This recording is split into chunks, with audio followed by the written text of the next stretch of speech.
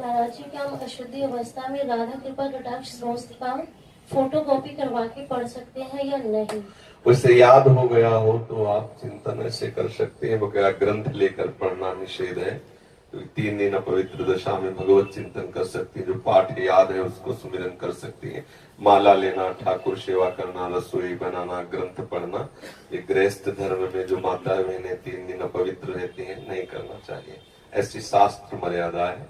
फिर जैसा ठाकुर जी प्रेरित करें, शास्त्र मर्यादा है, ऐसा नहीं करना चाहिए। महाराज जी, जब हम अशुद्ध हैं और भगवान इतने शुद्ध हैं, उनको कोई चीज अशुद्ध नहीं कर सकती, तो फिर हमारी आप अपने आपे को भूल जाओ फिर कैसे हाँ बस यही तो बात है। इसीलिए तो कह रहे हैं नियम से चलोगी तो भूल जाओगी।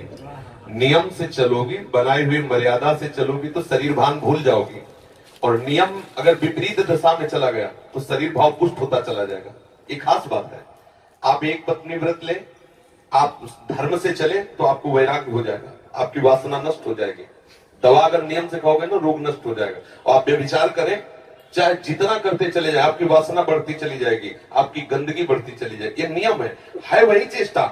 लेकिन एक पत्नी व्रत ले, धर्म पूर्वक चले तो आपको वैराग्य हो जाएगा। कितने ऐसे गृहस्थ हैं जो वैरागी हैं, पति पत्नी दोनों घर में रहते हुए भी ब्रह्मचर्य हैं। और कितने ऐसे कि देखो, बोले कितने साल, बोले 90 साल के। तो बोले क्या पूरा जीवन हो गया, खाक बटोरते हैं काम, वही के वही खड़े। सब सुलझने की बात है।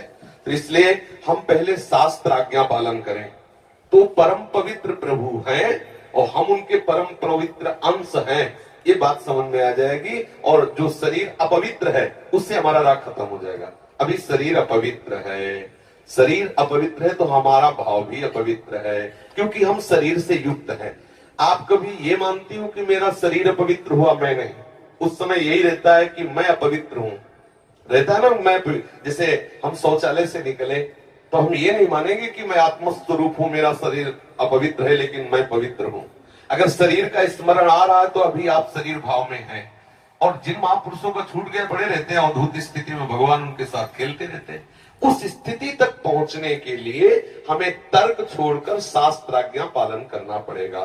शास्त्र की कृपा से, गुरु आज्ञा की कृपा से वो स्थिति आ जाती है जब शरीर भाव